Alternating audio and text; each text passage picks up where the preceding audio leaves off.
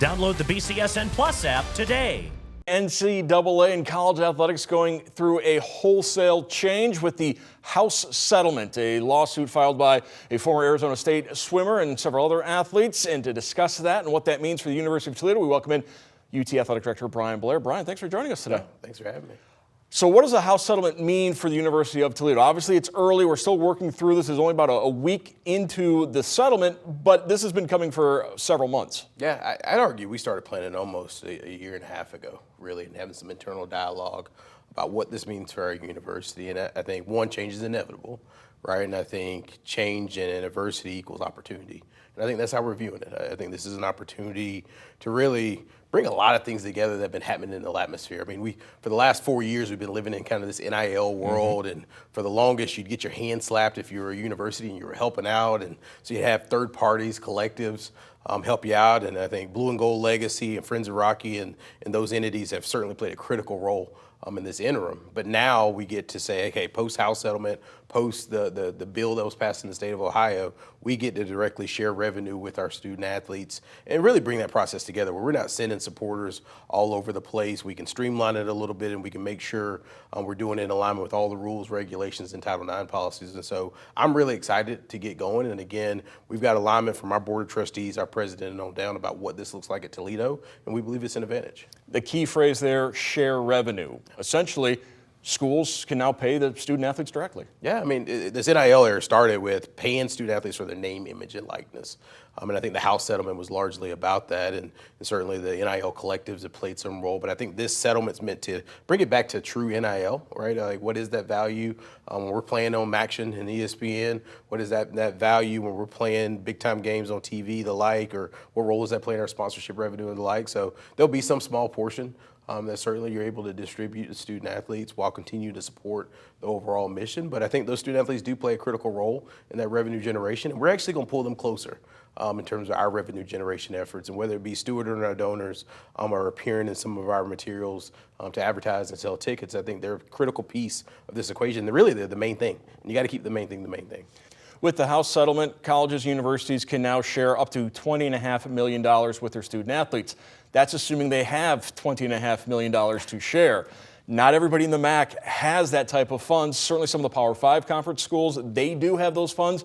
Is there a concern that this is going to maybe separate the Power 5 and Group of 5, I should say Power 4 and Group of 5 conferences? Yeah, I mean, breaking news, we're not sharing $20.5 million. I know that'll surprise some people on the call. But no, I think this is, there's always been a gap, right? I mean, when I was at Washington State University, we had about a $70 million gap between Washington State and the University of Washington in the same conference. $70 million in the same state. Gap. Absolutely, right across from each other. But guess what? We beat them for the All Sports Trophy 3 out of my 4 years there.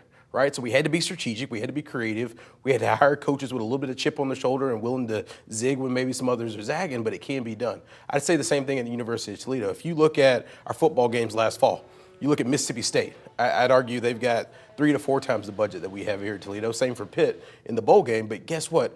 We not only beat them on the field, it wasn't through trick plays or surprises or happenstance. We physically outgunned them. And I would argue Jason Candle and that team put forth both a physical product and a strategy to allow us to compete at the highest of highest levels. I say the same thing going forward, right? We're never going to have what everybody else has. That doesn't matter. If we're the best version of Toledo, that's always going to be good enough. Another part of this House settlement is the fact that we're going to now have caps on rosters, but almost unlimited scholarships for individual sports. So, for example, for football, we've been used to 85 scholarships, 120 roster spots. Now it's 105 rosters, but all 105 can be on scholarship. Yeah, so this is probably the one piece of the settlement that's kind of going under the radar a little bit, but it's a big move. Yeah. It's a big move. I mean, you gave a great example of football. We've typically had 85. Now you're at 105, but you can't have more people on your roster than 105, and typically a lot of programs carry 120, 130, right? So you're shaving some off the top, but you've got a higher percentage that are on athletics aid. And so we're trying to figure out our strategy there. I don't see us adding a ton more scholarships into that bucket. We're really going to focus on any new resources that we expend being in the revenue share bucket. But I do think it gives you an opportunity to move some young people that maybe are really, really qualified and you want to get on scholarship. I mean, we all love the walk-on example, right? The walk-on gets put on aid. I think this is a really good opportunity to be able to do that, but also be able to move your money around a little bit and allow our coaches to get a little bit more creative.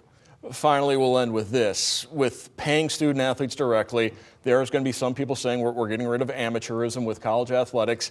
How do you continue to marry the athletic department with the university and keep that mission of educating student athletes, not just athletes, but students? Yeah, I mean, if you look back 2.5 years ago, we announced a strategic plan. We talked about a vision of being the gold standard of college athletics. That was very much intentional with this moment in mind. As you think about this intersection between higher ed and high-level athletics, I would argue there's no better place than the University of Toledo where you don't have to choose, right? You can win a championship, be a first-round draft pick like Quinyon Mitchell, and get an incredible degree. I would argue when you look at our majors, I mean, the amount of engineers we have on this campus. I mean, Jerwan Newton, who played football for us, is now with the Denver Broncos, engineering major, graduated the degree. Same with Deontay Johnson with the New York Giants, engineering degree. So you can get an engineering degree, you can get a MAC championship, you can make it to the NFL, and then whenever that NFL dream's over, you've got an engineering degree to fall back on from the University of Toledo. Like, that is the ultimate dream. There's not very many places in America where you can accomplish that. So we're going to pride ourselves on that.